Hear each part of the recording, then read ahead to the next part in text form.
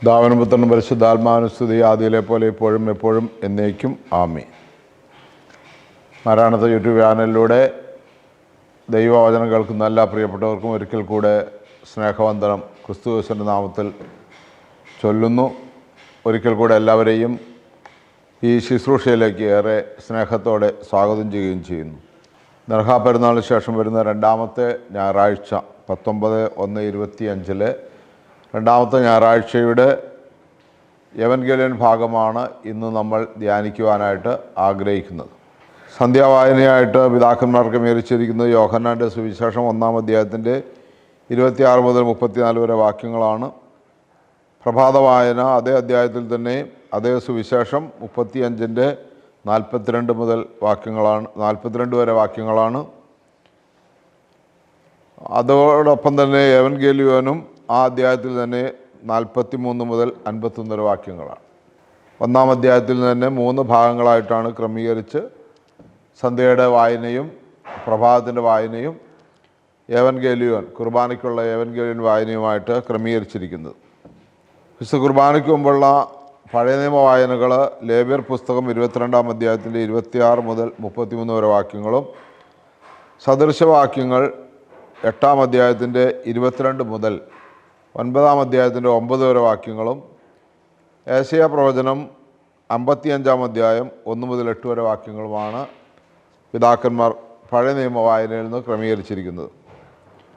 ലേഖനങ്ങളായിട്ട് പൊതുവിനെഴുതിയ ലേഖനം 1 പത്രോസ് 3-ാം അധ്യായം 7 മുതൽ 15 വരെ വാക്യങ്ങളും, എബ്രായർ ലേഖനം 2-ാമത്തെ ലേഖനമായിട്ട് 1-ാം അധ്യായത്തിൻ്റെ 1 മുതൽ തുടങ്ങി 2-ാം അധ്യായത്തിൻ്റെ 4 വരെ വാക്യങ്ങളാണ് ക്രമീകരിച്ചിരിക്കുന്നത്. എവൻഗേലിയൻ ഞാൻ നേരത്തെ പറഞ്ഞു. യോഹന്നാൻ്റെ സുവിശേഷം 1-ാം അധ്യായത്തിൻ്റെ 43 മുതൽ 51 വരെ വാക്യങ്ങൾ. നമുക്കൊന്ന് പ്രാർത്ഥിച്ച് ദൈവസന്നിധിയിൽ വിശുദ്ധിയോടെ ഇരുന്ന് ഈ വചനത്തെ കേൾക്കാനായിട്ട് നമുക്ക് ശ്രമിക്കാം. നിത്യവും വാഴ്ത്തപ്പെട്ടവനുമായ ഞങ്ങളുടെ സ്വർഗീയ പിതാവേ, ഈ നല്ല സമയത്തിനായി നന്ദിയോടെ ഞങ്ങൾ അങ്ങയെ സ്തുതിക്കുന്നു, ആരാധിക്കുന്നു, മഹത്വപ്പെടുത്തുന്നു. ഞങ്ങളുടെ തിരക്തത്താൽ ഞങ്ങളെ കഴുകണമേ, വിശുദ്ധീകരിക്കണമേ എന്ന് പ്രാർത്ഥിക്കുന്നു. പരിശുദ്ധാത്മാവിനാൽ ഞങ്ങൾ നിറയ്ക്കണമേ. ഈ എവൻഗേലിയൻ വായിച്ച് ധ്യാനിച്ച് നല്ല വിശുദ്ധിയോടുകൂടി അങ്ങേക്ക് ഹിതകരമാകുന്ന രീതിയിൽ ഒരു ആരാധനയിൽ പങ്കെടുക്കുവാൻ ഞങ്ങൾക്ക് കൃപ നൽകണമേ. അങ്ങയുടെ തിരുശരീരക്തങ്ങൾ അനുഭവിക്കുവാനുള്ള വിശുദ്ധി ഞങ്ങൾക്ക് നൽകണമേ എന്ന് പ്രാർത്ഥിക്കുന്നു. സത്യ അനുതാപത്തോടെ സത്യകുംഭസാരത്തോടെ തിരുസന്നിധിയിൽ അണയുവാൻ കൃപ നൽകണമേ എന്ന് പ്രാർത്ഥിക്കുന്നു. വചനം കേൾക്കുക മാത്രം ചെയ്യുന്ന ആത്മവഞ്ചകരാകാതെ കേൾക്കുന്ന വചനം അത് ജീവിതത്തിൽ പ്രാവർത്തികമാക്കുവാൻ അവിടുത്തെ പരിശുദ്ധാത്മാവിൻ്റെ സഹായത്താൽ അവിടുത്തെ കൃപാവരത്താൽ നിറഞ്ഞ് ജീവിക്കുവാൻ ഞങ്ങളെ സഹായിക്കണമേ എന്ന് പ്രാർത്ഥിക്കുന്നു. ഞങ്ങൾ അവിടുത്തെ മക്കളാണല്ലോ. ഞങ്ങൾക്ക് വേണ്ടി കാൽവലിയിൽ അങ്ങ് യാഗമായി രക്തം ചിന്തി ഞങ്ങളെ വീണ്ടെടുത്തതാണല്ലോ. നാഥ, കാത്തുകൊള്ളണമേ, പരിപാലിക്കണമേ. ശ്രേഷ്ഠമായ ഒരു ക്രൈസ്തവ ജീവിതം നയിക്കുവാൻ ഞങ്ങളെ സഹായിക്കണമേ. നിത്യം പിതാവും പുത്രനും പരിശുദ്ധാത്മാവുമായ സർവേശ്വര എന്നേക്കും ആമേൻ. ഹല്ലേലൂയ. പ്രിയമുള്ളവരെ, ലേവ്യർ പുസ്തകത്തിൽ നിന്നാണ് നമ്മൾ ഇന്ന് ആദ്യമായിട്ട് ചിന്തിക്കുന്നത്. സന്ധ്യയുടെ വായനയും പ്രഭാത വായനയും എവൻഗേലിയോനും ഒരുമിച്ച് നമുക്ക് ലാസ്റ്റ് ധ്യാനിക്കാം. ലേവ്യർ പുസ്തകം പഴയ നിയമത്തിൽ നിന്നുള്ള പുസ്തകമാണ്. 22-ാം അധ്യായത്തിൻ്റെ 26 മുതൽ 34 വരെ വാക്യങ്ങൾ. വളരെ വ്യക്തമായി കർത്താവ് അവിടെ സംസാരിക്കുന്നത് ഇങ്ങനെയാണ്. 29-ാമത്തെ വാക്യത്തിൽ നിന്ന് നമുക്കിങ്ങനെ മനസ്സിലാക്കാനായിട്ട് കഴിയും. കൃതജ്ഞതാ ബലി അർപ്പിക്കുമ്പോൾ കർത്താവിന് സ്വീകാര്യമാകുന്ന രീതിയിൽ വേണം അത് അർപ്പിക്കാൻ. കൃതജ്ഞതാ ബലി അർപ്പിക്കുമ്പോൾ കർത്താവിന് സ്വീകാര്യമായ രീതിയിൽ വേണം അത് അർപ്പിക്കാൻ. കൃതജ്ഞതാ ബലി നന്ദിയും സ്തോത്രമൊക്കെ അർപ്പിക്കുന്നതാണല്ലോ നമ്മുടെ വിശുദ്ധ കുർബാന. അത് കർത്താവിന് സ്വീകാര്യമാകുന്ന രീതിയിൽ തന്നെ വേണം അത് അർപ്പിക്കാൻ എന്ന് വളരെ വ്യക്തമായി അവിടെ പറയുകയാണ്. അവിടെ തന്നെ നമുക്ക് അതിൻ്റെ 31-ാമത്തെ വാക്യം വായിക്കുമ്പോൾ, നിങ്ങളെൻ്റെ കൽപ്പന അനുസരിച്ച് പ്രവർത്തിക്കുവിൻ, ഞാനാണ് കർത്താവ്. നിങ്ങളെൻ്റെ കൽപ്പന അനുസരിച്ച് പ്രവർത്തിക്കുവിൻ എന്ന് പറയുന്നുണ്ട്. അപ്പോൾ കൽപ്പന, ഈ 10 കൽപ്പന മോശയിലൂടെ ദൈവം ഇസ്രായേൽ ജനത്തിന് കൊടുത്തതാണ്. നമ്മുടെ കർത്താവും രക്ഷകരുമായ യേശുക്രിസ്തു പുതിയ നിയമത്തിൽ നമ്മളോട് പറഞ്ഞു അത് രണ്ടാക്കി ചുരുക്കി. ഒന്ന്, നിൻ്റെ ദൈവമായ കർത്താവിനെ പൂർണ്ണ ഹൃദയത്തോടും പൂർണ്ണാത്മാവോടും പൂർണ്ണ മനസ്സോടും കൂടെ സ്നേഹിക്കണം. രണ്ട്, നിന്നെപ്പോലെ നിൻ്റെ അയൽക്കാരനെ സ്നേഹിക്കണം. ഈ രണ്ട് കൽപ്പനയിൽ എല്ലാ പ്രമാണങ്ങളും അടങ്ങിയിരിക്കുന്നു എന്നാണ്. അപ്പോൾ ദൈവത്തെ സ്നേഹിച്ചുകൊണ്ടും, പരസ്നേഹം എന്ന് പറഞ്ഞാൽ കർത്താവ് തന്നെ നമ്മളോട് പറഞ്ഞിട്ടുണ്ട്, നീ ബലിയർപ്പിക്കുമ്പോൾ ബലിയർപ്പിക്കാൻ പോകുമ്പോൾ നിൻ്റെ ഒരു സഹോദരന് അല്ലെങ്കിൽ നിന്നോട് ആർക്കെങ്കിലും പകയുണ്ടെന്ന് തോന്നിയാൽ, വെറുപ്പുണ്ടെന്ന് തോന്നിയാൽ, വിദ്വേഷമുണ്ടെന്ന് തോന്നിയാൽ നീ നിൻ്റെ ബലിവസ്തു താഴെ വെച്ച് അവനുമായി രമ്യതപ്പെട്ടിട്ട് വേണം ബലിയർപ്പിക്കാനെന്ന് പറയുന്നുണ്ട്. അതുകൊണ്ട് കൽപ്പനയനുസരിച്ച് ആരോടും വൈരാഗ്യങ്ങളോ വിദ്വേഷമോ വെറുപ്പോ ഇല്ലാതെ സ്നേഹത്തിൽ വേണം ബലിയർപ്പണത്തിന് പോകുവാൻ. കർത്താവിന് സ്വീകാര്യമാകുന്ന രീതിയിൽ വേണം അത് അർപ്പിക്കാൻ എന്ന് വളരെ വ്യക്തമായിട്ട് പറയുകയാണ്. കാരണം എന്താ, ഉൽപ്പത്തി പുസ്തകത്തിൽ നമ്മൾ ആദ്യമേ തന്നെ കായൻ്റെ ഹാബേലിൻ്റെ ബലി നമ്മൾ ശ്രദ്ധിച്ചിട്ടുണ്ട്. കായൻ്റെ ബലി ദൈവം സ്വീകരിച്ചില്ല, ഹാബേലിൻ്റെ ബലി ദൈവം സ്വീകരിച്ചു. അപ്പോൾ കായൻ ഈർഷ്യനായി, കായൻ അസ്വസ്ഥനായി. അപ്പോൾ ദൈവം കായനോട് ചോദിക്കുന്ന ചോദ്യമാണ്, നിൻ്റെ മുഖം വാടിയിരിക്കുന്നത് എന്താണ്?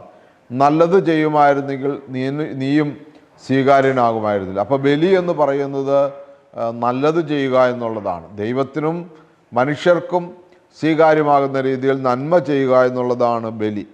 പണ്ട് പ്രിയമുള്ളവരെ, അതിൻ്റെ 32-ാമത്തെ വാക്യം പറയുന്നു, ഇസ്രായേൽ ജനങ്ങളുടെ ഇടയിൽ എൻ്റെ പരിശുദ്ധി പ്രഘോഷിക്കപ്പെടേണ്ടതാകയാൽ നിങ്ങൾ എൻ്റെ വിശുദ്ധ നാമത്തെ അശുദ്ധമാക്കരുത്.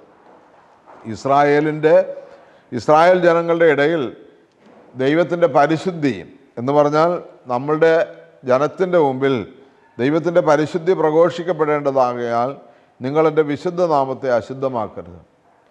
അപ്പോൾ നമ്മൾ നമ്മളെ കർത്താവ് കർത്തൃപ്രാർത്ഥന പഠിപ്പിച്ചത്, യേശു ഇങ്ങനെയാണ് പഠിപ്പിച്ചത്, സ്വർഗസ്ഥനായ ഞങ്ങളുടെ പിതാവേ, നിൻ്റെ തിരുനാമം പരിശുദ്ധമാക്കപ്പെടണമേ, നിൻ്റെ രാജ്യം വരണം. അപ്പോൾ നിൻ്റെ തിരുനാമം, നിൻ്റെ പരിശുദ്ധ നാമം ഞങ്ങളിലൂടെ അത് പരിശുദ്ധമാക്കണം.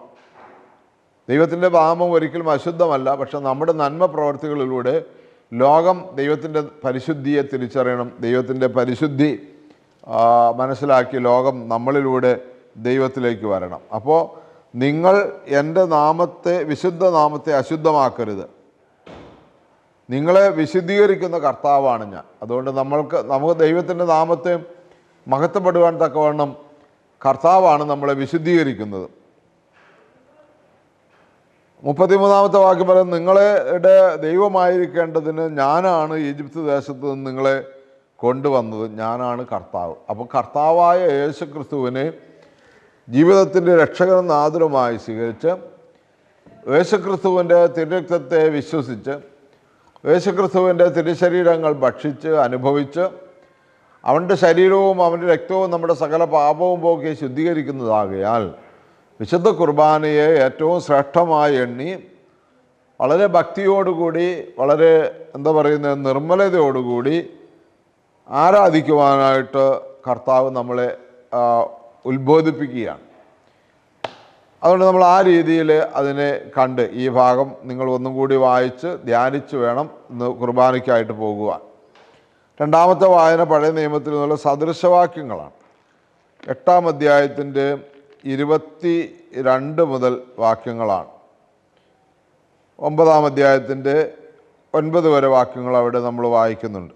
28-ാം അധ്യായത്തിൽ ജ്ഞാനം സ്വീകരിക്കണമെന്നുള്ളതാണ് അവിടെ പറയുന്നത്. അല്ലെങ്കിൽ ജ്ഞാനവുമായി ബന്ധപ്പെട്ട് നമ്മൾ അറിവ് നേടണമെന്നുണ്ട്. അവിടെ 8-ാം അധ്യായം ദൈവത്തിൻ്റെ ദാനമാണ് ജ്ഞാനമെന്നാണ് നമ്മൾ മനസ്സിലാക്കേണ്ടത്. ആ രീതിയിൽ നമ്മൾ കാര്യങ്ങൾ ക്രമീകരിക്കണം.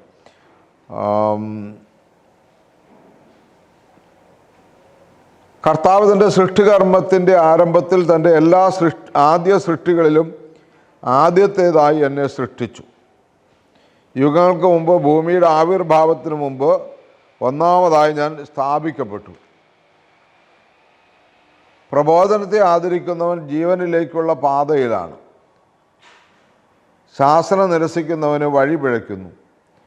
ഇങ്ങനെ നമ്മൾ വായിച്ചു വരുമ്പോൾ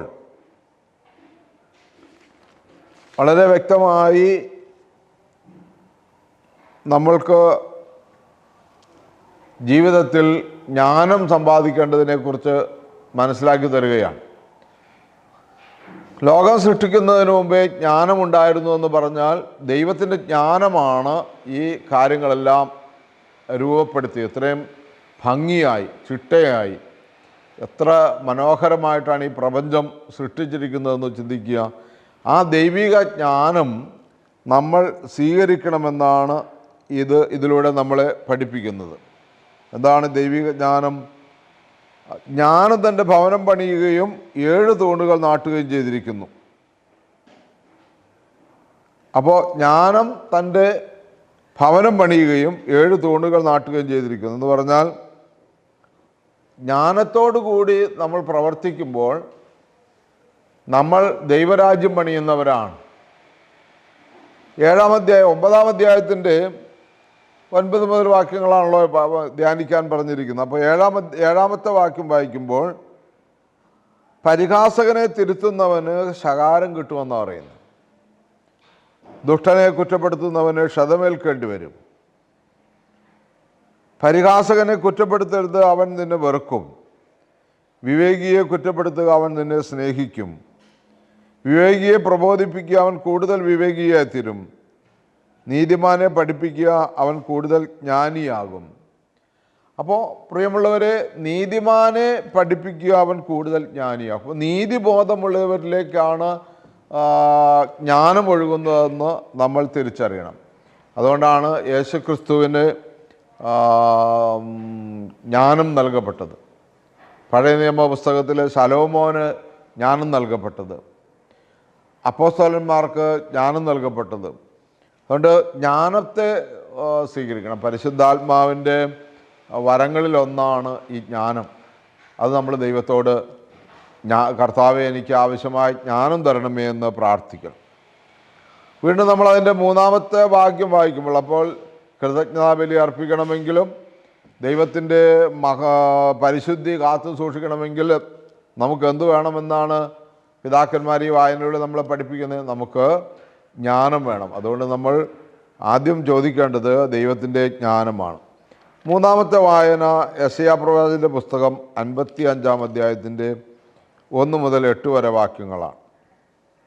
അതിൽ നമ്മളിങ്ങനെയാണ് വായിക്കണത്: ദാഹാർത്തരെയും ജലാശയത്തിലേക്ക് വരുവിൻ, നിർധനൻ വന്ന് വാങ്ങി ഭക്ഷിക്കട്ടെ, വീഞ്ഞും പാലും സൗജന്യമായി വാങ്ങിക്കൊള്ളുക. ആഹാരത്തിനു വേണ്ടിയല്ലാതെ എന്തിന് പണം മുടക്കുന്നു?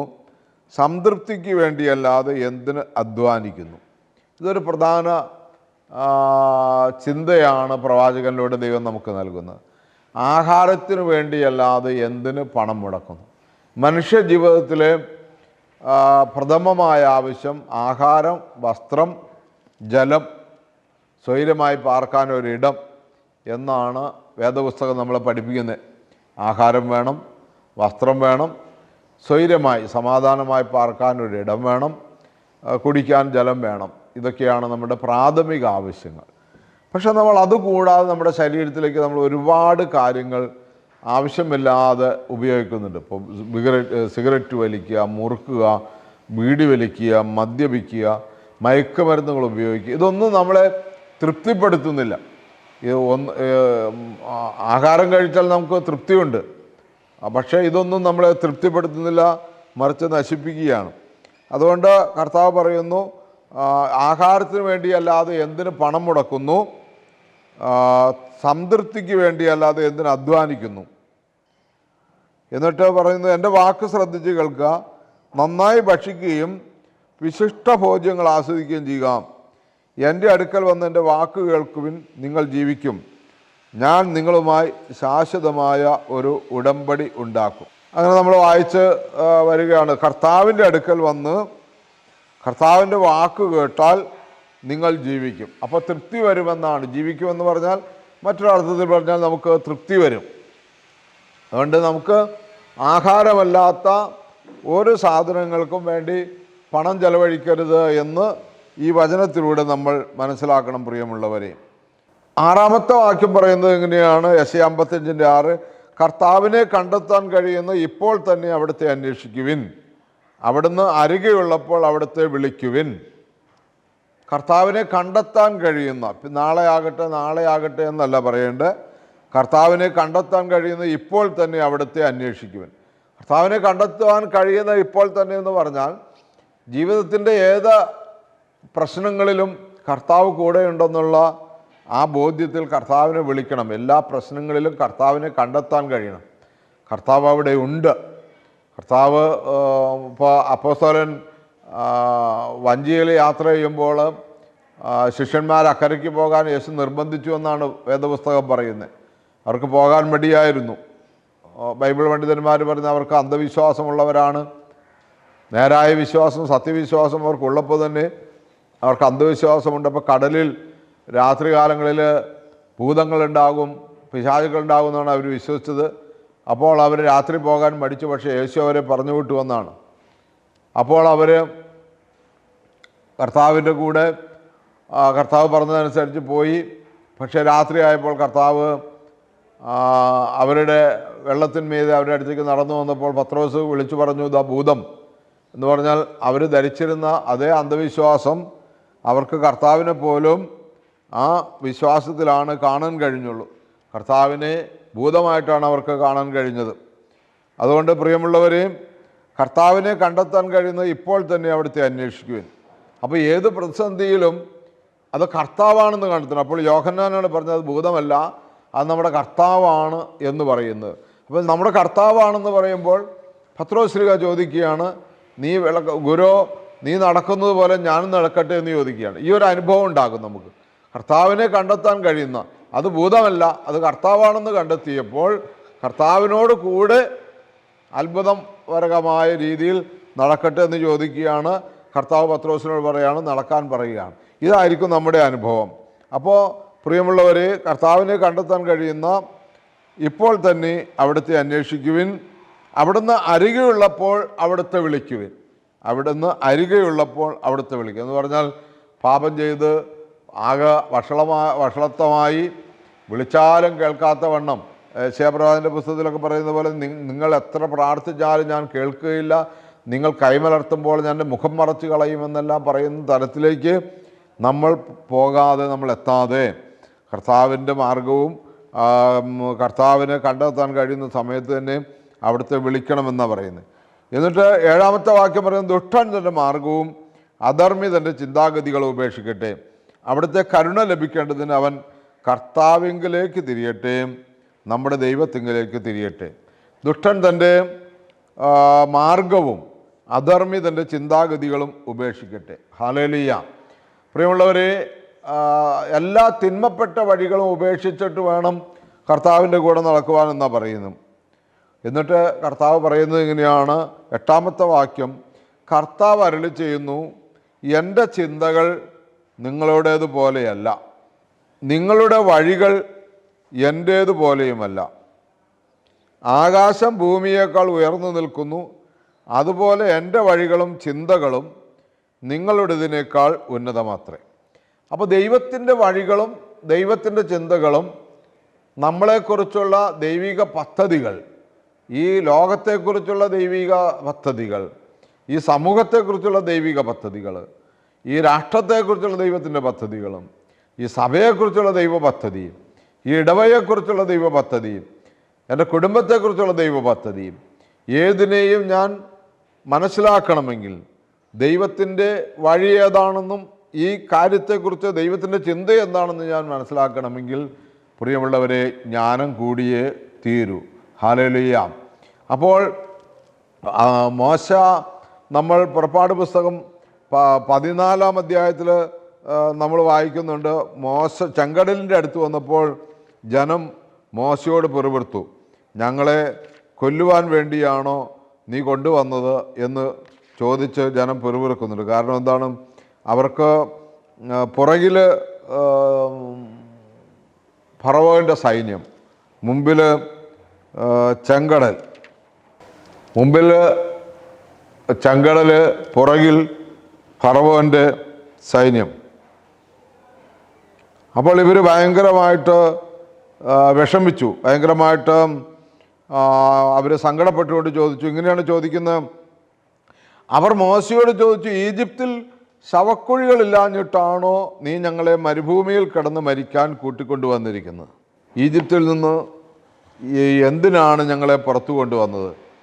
ഞങ്ങളെ തനിയെ വിട്ടേക്കൂ, ഞങ്ങൾ ഈജിപ്തുകാർക്ക് വേല ചെയ്ത് കഴിഞ്ഞുകൊള്ളാം. അപ്പം മുമ്പിൽ അവർ തന്നെ തീരുമാനിക്കുകയാണ് അവർക്ക് മരണമുണ്ട് എന്നും. അവരതുകൊണ്ട് അടിമത്തത്തിലേക്ക് പോയിക്കൊള്ളാമെന്ന് പറയുകയാണ്. അപ്പോൾ ഇത്തരം ആളുകളെ എത്ര രക്ഷിക്കാൻ ശ്രമിച്ചാലും രക്ഷ പൂർണ്ണമാകില്ല എന്നുള്ളതിൻ്റെ തെളിവാണിതെല്ലാം. അപ്പോൾ 13-ാമത്തെ വാക്യം, പുറപ്പാട് 14:13, മോശ ജനത്തോട് പറഞ്ഞു, നിങ്ങൾ ഭയപ്പെടാതെ ഉറച്ചു നിൽക്കുവിൻ. നിങ്ങൾക്ക് വേണ്ടി ഇന്ന് കർത്താവ് ചെയ്യാൻ പോകുന്ന രക്ഷാകൃത്യം നിങ്ങൾ കാണും. ഇന്ന് കണ്ട ഈജിപ്തുകാരെ ഇനിമേൽ നിങ്ങൾ കാണുകയില്ല. കർത്താവ് നിങ്ങൾക്ക് വേണ്ടി യുദ്ധം ചെയ്തുകൊള്ളും. നിങ്ങൾ ശാന്തരായിരുന്നാൽ മതി. അപ്പോൾ പെറുപെറുക്കുന്ന ജനത്തെ, ഈജിപ്തിൻ്റെ അടിമത്തത്തിൽ നിന്ന് കഴിയുന്നതാണ് ഇത്രയും വലിയ സൗഭാഗ്യത്തേക്കാൾ നല്ലതെന്ന് സങ്കടങ്ങൾ കൊണ്ട് അല്ലെങ്കിൽ വരാനിരിക്കുന്ന വലിയ വിപത്ത് കണ്ട് തിരിച്ചു പോകാൻ ആഗ്രഹിക്കുന്ന ജനത്തോട് മോശ പറയുന്നത്, നിങ്ങൾ ഭയപ്പെടേണ്ട, നിങ്ങൾക്ക് വേണ്ടി കർത്താവ് ഇന്ന് വലിയ കാര്യങ്ങൾ ചെയ്യാൻ പോവുകയാണ്, നിങ്ങൾ ഭയപ്പെടേണ്ട. എന്താ കാരണം? മോശയ്ക്ക് ആ മുൾമരമെരിയാതെ കത്തുന്ന, ആ മുൾപ്പടർപ്പ് ചാമ്പലാകാതെ കത്തുന്ന ദൃശ്യം കണ്ട് ദൈവം അവനെ വിളിച്ച് വേർതിരിച്ച അന്നു മുതൽ മോശ ദൈവത്തോട് കൂടെയാണ്. അവൻ കർത്താവിനെ കണ്ടെത്താൻ കഴിയുന്ന കൃത്യസമയത്ത് തന്നെ അവന് കർത്താവിനെ കണ്ടെത്തുവാൻ കഴിഞ്ഞു എന്നുള്ളതാണ്. അതുകൊണ്ട് തന്നെ അതിന് കർത്താവ് ഇടയാക്കി. അപ്പോൾ മോശയ്ക്ക് ആ അത്രയും നാളുകൾ കൊണ്ട് ഇസ്രായേൽക്കാരോട് പറയാനുള്ള ധൈര്യമുണ്ടായി. ഇന്ന് കണ്ട മിസ്രൈമിനെ ഇനി നിങ്ങൾ കാണുകയില്ല. ഇന്ന് നിങ്ങളെ തിരിച്ചു കൊണ്ടുപോകുവാൻ, നിങ്ങളെ അടിമത്തത്തിലേക്ക് കൊണ്ടുപോകാൻ പോകുന്ന മിസ്രൈമിനെ നാളെ നിങ്ങൾ കാണുകയില്ല. കാരണം കർത്താവ് നിങ്ങൾക്ക് വേണ്ടി ഒരു കാര്യം പ്രവർത്തിക്കാൻ പോവുകയാണ്. എന്താണ് ആ പ്രവർത്തിക്കാൻ പോകുന്ന കാര്യം? അത് ജ്ഞാനത്തിലൂടെ അവൻ മനസ്സിലാക്കുകയാണ്. ദൈവം ഇവിടെ പ്രവർത്തിക്കും. അപ്പോൾ ദൈവം മോശയോട് പറഞ്ഞതാണ്, നിൻ്റെ വടിയെടുത്ത് ചെങ്കടലിൻ്റെ നേരെ നീട്ടുക. അപ്പോൾ മോശയ്ക്ക് അതിനെ അവിശ്വസിക്കാനൊന്നും ഇടവന്നില്ല. മോശ ദൈവം പറയുന്ന കാര്യങ്ങൾ കൃത്യമായിട്ട്, ഈ ഫറവോൻ്റെ രാജ്യത്ത് ഈ ബാധകളെല്ലാം ദൈവം മോശ വഴി അവിടെ രൂപപ്പെടുമ്പോൾ ഓരോ ബാധകളും ദൈവത്തിൽ മോശയ്ക്ക് ഭയങ്കര വിശ്വാസം വന്നു. മോശയ്ക്ക് ഭാവിയെക്കുറിച്ച് ആകുലതയില്ലാതെ, ഭാവിയെക്കുറിച്ച് ഉത്കണ്ഠയില്ലാതെ മോശ ദൈവത്തിൽ വിശ്വസിച്ചു. അതുകൊണ്ട് അവൻ ചെങ്കടലിൻ്റെ മുമ്പിൽ പതറിയില്ല എന്നുള്ളതാണ്. പ്രിയമുള്ളവരെ, നമുക്കും അതുപോലെ ഇത്രയും കാര്യങ്ങൾ നമ്മൾ പഴയ നിയമത്തിൽ നിന്ന് കേട്ടു. നമുക്ക് നമ്മളെ തന്നെ പൂർണ്ണമായി സമർപ്പിക്കാം. അടുത്ത എപ്പിസോഡിൽ നമുക്ക് ലേഖനങ്ങളിൽ നിന്നും സുവിശേഷത്തിൽ നിന്നെല്ലാം കേൾക്കാം. ഒരു വാക്ക് നമുക്ക് പ്രാർത്ഥിക്കാം. ഞങ്ങൾ അത്യധികമായി സ്നേഹിക്കുന്ന സ്വർഗ്ഗപിതാവേ, ഈ നല്ല സമയത്തിനായി നന്ദിയോടെ സ്തുതിക്കുന്നു. സകല വിശുദ്ധന്മാരെ, ശുദ്ധിമതികളെ ഞങ്ങൾക്ക് വേണ്ടി പ്രാർത്ഥിക്കണമേ. മോശയുടെ വിശ്വാസം ഞങ്ങൾക്ക് ലഭിക്കാൻ തക്കവണ്ണം കൃപ ചൊരിയണമേ. എല്ലാ നന്മകളാലും ഐശ്വര്യങ്ങളാലും ഞങ്ങൾ നിറയാൻ, ദൈവസന്നിധിയിൽ കൃപ കണ്ടെത്തുവാൻ, പരിശുദ്ധ മാമോദീസായിലൂടെ മുദ്ര ചെയ്യപ്പെട്ട ഞങ്ങളെല്ലാവരും നല്ലൊരു ക്രൈസ്തവ ജീവിതം നയിക്കുവാൻ, നല്ല സത്യക്രിസ്ത്യാനികളായിരിക്കുവാൻ, ദൈവത്തിൻ്റെ നാമം മഹത്വപ്പെടുവാൻ ഞങ്ങൾ വഴി കാരണമാകുവാൻ തക്കവണ്ണം പ്രാർത്ഥിക്കണമേ. യേശുവിൻ്റെ നാമത്തിൽ ഞങ്ങൾ ചോദിക്കുന്നു. പ്രാർത്ഥന കേട്ടതിനായി സ്തോത്രം. അനുഗ്രഹിച്ച കൃപയ്ക്കായി സ്തോത്രം. യേശുവിൻ്റെ നാമത്തിൽ തന്നെ ആമീൻ. Hallelujah, hallelujah. പ്രിയമുള്ളവരെ, നിങ്ങൾ ഈ വചനം അനേകർക്ക് പങ്കുവെക്കുവാനുള്ള നിങ്ങളുടെ ദൈവവിളി സ്വീകരിക്കണമേ എന്ന് പ്രാർത്ഥിക്കുന്നു. നിങ്ങളുടെ ഒരു അപേക്ഷ വെക്കുകയാണ്. അനേകർക്ക് ഇത് പ്രയോജനപ്പെടുന്ന തക്കവണ്ണത്തിൽ നിങ്ങളിതിൻ്റെ ഈ ചാനലിൻ്റെ ഒരു പ്രേക്ഷിതരായി മാറണമേ എന്ന് നിങ്ങളെ സവിനയം ഓർപ്പിക്കുകയാണ്. എല്ലാ മാനവും മഹത്വവും ദൈവമേ അങ്ങേക്കുള്ളത്. യേശുവേ നന്ദി, യേശുവേ സ്തുതി, യേശുവേ സ്തോത്രം.